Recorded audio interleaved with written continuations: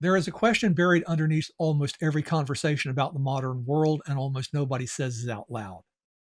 We look at the last 400 years, at the medicine and the machines and the intelligence we have now built out of silicon, and we say that mankind has come a long way. I agree with the observation. What I want to examine today is the world we quietly attach to it. Because there is a way of reading history that sounds generous, hopeful, and even Christian, and yet it moves the furniture in the room while you are watching. It slides the throne out from under God and puts it under the human race, so slowly and so politely that the change is finished before anyone objects. Miss this, and you can spend a lifetime admiring something and calling it the kingdom of God, when what you are admiring is a very tall building with your own name on it. This is the final word channel, where everything gets measured against the only standard the scriptures ever give us to knowing God, that Moses and the prophets said would come, and the one in whom it came. Here's what this video is about. I want to separate two things that get mixed together constantly: progress in the phenomenal world and progress toward God. I will work through what Hegel meant by history, trace how Christian expectation came to sit inside history the same way, and argue that human development can never authenticate itself spiritually, because there is one kind of evidence that establishes God in history that man cannot manufacture. Now, here are the passages standing behind this argument.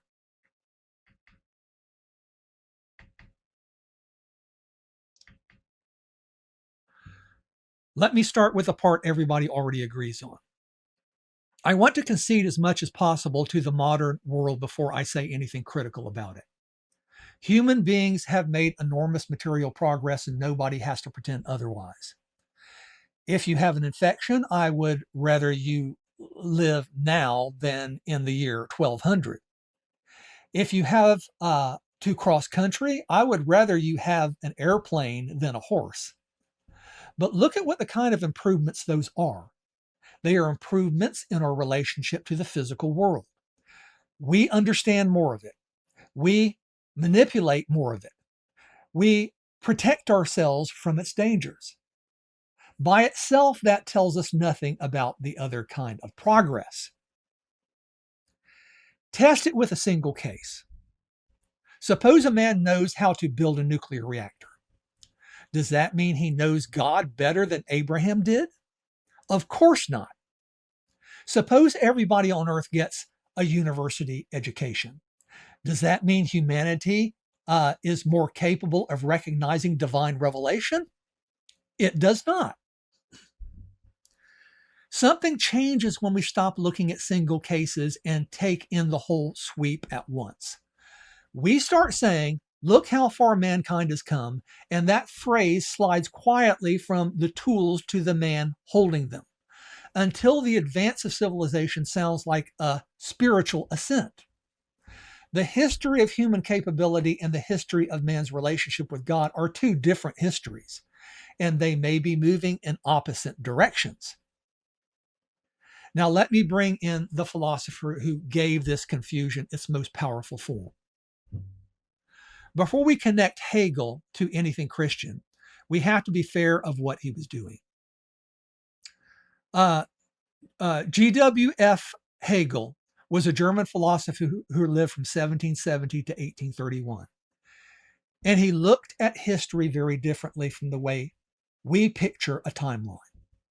History for Hegel was not a pile of events, one empire rising or falling, a king dying, a war starting. It had an intelligible movement. It develops. And what develops through history is what he calls spirit. That word causes trouble immediately because Christians hear spirit and think of a personal divine being. That is not Hegel's meaning.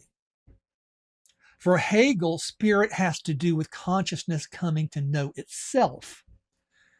And it takes in human thought, culture, religion, politics, and our expanding awareness of freedom.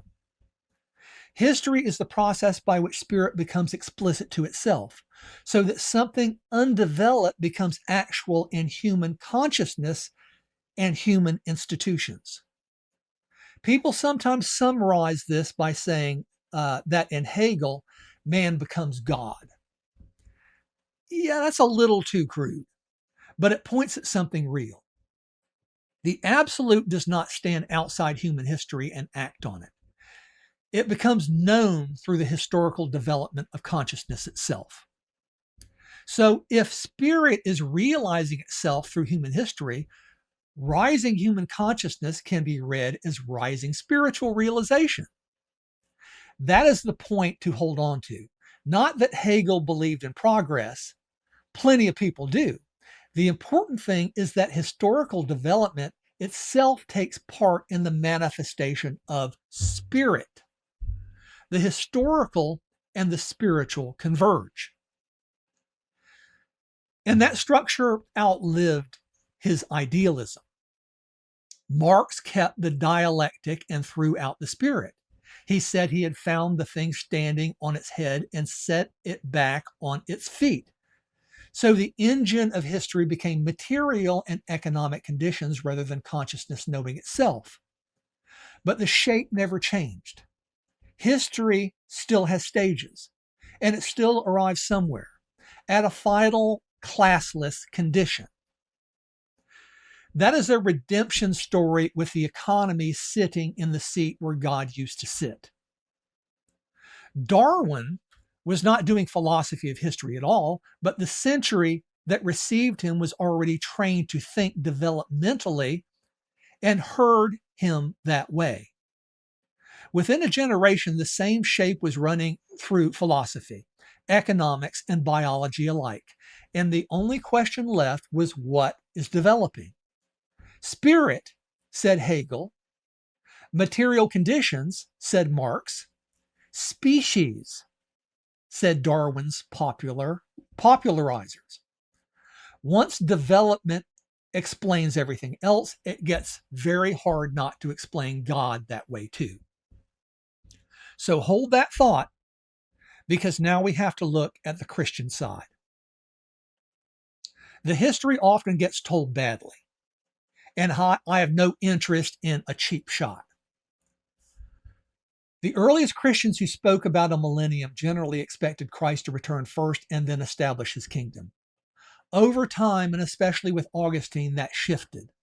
Augustine did not generally treat the 1,000 years of Revelation 20 as a future political kingdom beginning after Christ came back. He understood it in relation to the present reign of Christ and the age of the church. That change matters because once the millennium sits inside the present age, you can start asking what the kingdom might accomplish before Christ returns. Then, during the Reformation and among certain Puritan and Reformed thinkers, a further expectation developed. They read the prophecies and anticipate a great expansion of the gospel. The nations will hear, the Jews will be called, and Christ's kingdom will triumph across the earth before the second coming. Writers such as Daniel Whitby gave that a systematic form, and Jonathan Edwards gave it enormous influence in America. Now, notice the chronology. Edwards died before Hegel was born. So postmillennialism did not come out of Hegel, and I want to be clear about that. The older expectation was grounded in the interpretation of prophecy. Christians looked at what God had promised and concluded he had promised a triumph of the gospel within history. That is one thing. But it was growing inside a century that had learned to explain everything by development. And from a distance, the two streams look alike. On the Christian side, the kingdom progressively triumphs in history. On the philosophical side, humanity progressively realizes higher forms of history. They are not identical propositions, but once they borrow evidence from each other, the success of civilization starts working as proof of the success of the kingdom. Now I have to say what I think the actual criterion is. This distinction is the hinge of everything else.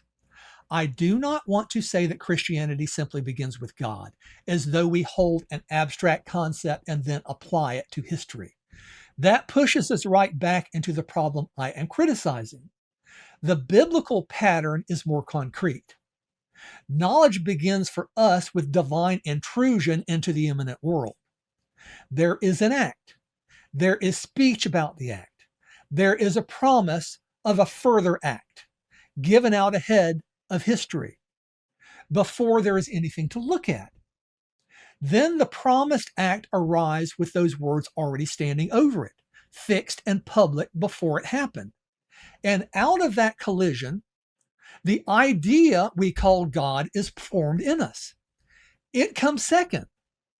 It never generates the divine reality, and it never sits in judgment over the act and the word that made it. Here is what makes this sharp rather than sentimental. Every civilization can build, accumulate, explain, organize, and control. There is exactly one thing none has ever managed, and that is to speak into the future and make history obey. Put words in the world, fix them in public, let centuries pass, and then have the events arrive wearing those words like a fitted garment. That project has never been open to us, and it is what the scriptures do repeatedly. Isaiah names Cyrus, a Persian king, and says what he will do to Babylon and for Jerusalem, and Cyrus is not yet born. Genesis says the scepter will not depart from Judah until Shiloh comes. Psalm 110 seats a Lord at the right hand of the Lord. Malachi sends a messenger ahead of the Lord who comes to his temple. Isaiah says the eyes of the blind will be opened and the lame man will leap. Psalm 118 takes the stone of the builders threw away and makes it the head of the quarter. None of that is a concept developing over time. It is speech placed ahead of the event. This is why the whole faith rests on one man who is at once a person and a word. Jesus walks through Galilee with a face and a voice, and he is at the same time the fulfillment of the text written and read in public long before he arrived. Take the person without the prior word, and you have a religious founder like any other. Take the word without the person, and you have literature. Together, they are the only evidence that can establish God in history. Now put the 19th century back inside that.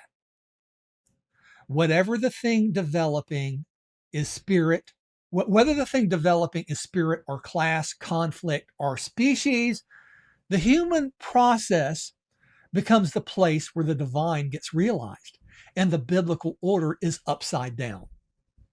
Instead of divine act and word producing the human idea, the developing human idea becomes the manifestation of the divine. That is the great reversal. Let me show you what those constructions look like when they carry weight they cannot hold. Think about the range of what we build. Physical things, cities, machines, hospitals, weapons, artificial intelligence, mental and social things, philosophical systems, political systems, legal structures, ideologies, entire conceptual worlds. None of that is bad in itself. The mistake is not construction. We are constructive creatures by design. The mistake happens when our constructions carry the weight that belongs only to the divine act and the divine world. We build a political order and call it the realization of justice. We describe the natural world scientifically and quietly treat the description as the whole of reality. Now, this is Babel. And Babel is not a story about primitive men with bricks. It is the permanent human pattern.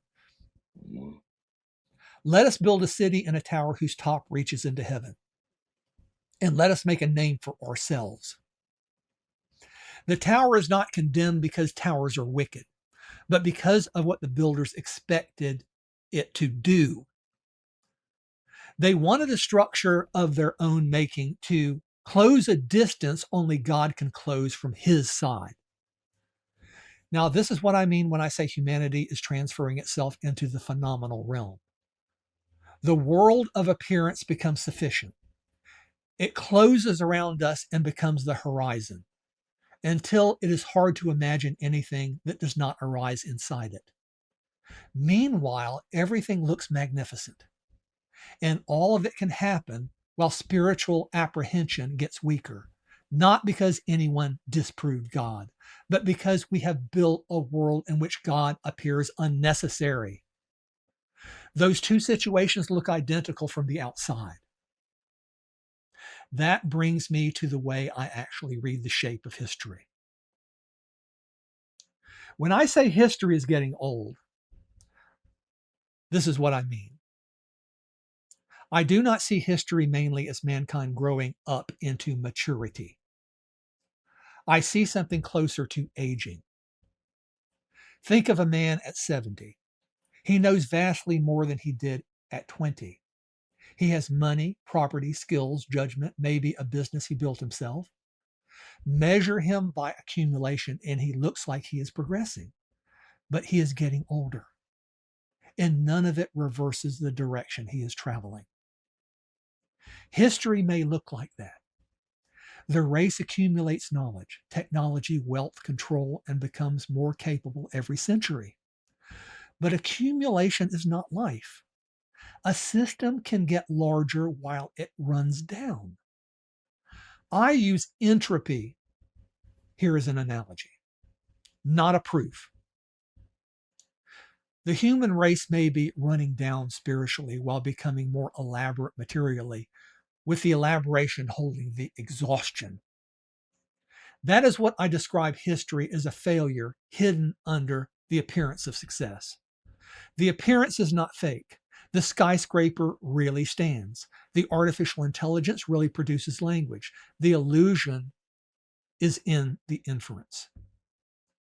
We infer human improvement from technical improvement, then spiritual improvement from human improvement, then the advance of God's kingdom from spiritual improvement.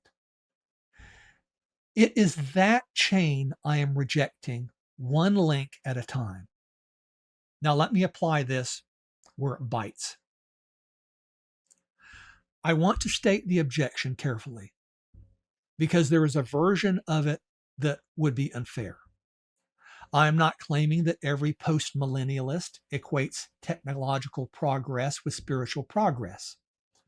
A serious postmillennialist grounds his expectation in Scripture. He believes God promised the triumph of the gospel, and that is an argument about texts to be answered with texts. The question I am pressing is different. How does he recognize that triumph when he looks at history? What counts as evidence? Christian influence on law, education, declining violence, economic development? Those things may all be good. Not one of them tells us whether humanity is becoming spiritually alive. This is where a Christian theology of history can quietly turn into a philosophy of progress. We begin with God's promised action, and over time we measure the promise by the success of human civilization. The divine criterion gets replaced by a human one, and what mankind has constructed begins functioning as evidence that God is being realized in history. That is the same structure that ran from Hegel into Marx. Not because the postmillennialist has read either of them, most have not. Not because postmillennialism descended from them, historically it did not. But because all of it ends in the same shape. History becomes spiritually meaningful because of what develops inside. My objection is that history cannot authenticate itself. Human development cannot establish divine realization, and human flourishing cannot demonstrate the kingdom. Only the divine act joined to the divine word can produce, reactively, the idea by which God is known. Reverse that order, and transcendence is gone. We are looking at our own reflection. So, is history progressing? Materially? Absolutely. Technologically? Obviously. The mastery of the phenomenal world beyond anything earlier generations could have pictured. But spiritually? That cannot be answered from those achievements at all. And I would go further. They may take part in spiritual decline by persuading mankind that the phenomenal world is enough. Here is the thing I was pointing at in the first minute of this video, said plainly.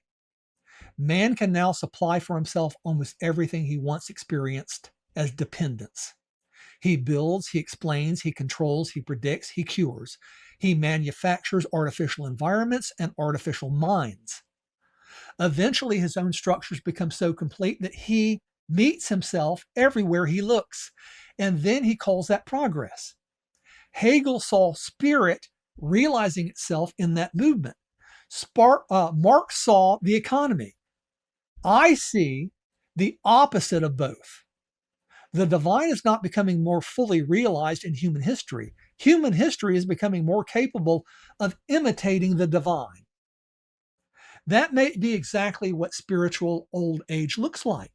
Not barbarism, not ignorance, not the collapse of civilization. A civilization so successful inside the phenomenal realm that it can no longer tell the difference between its own achievements and God.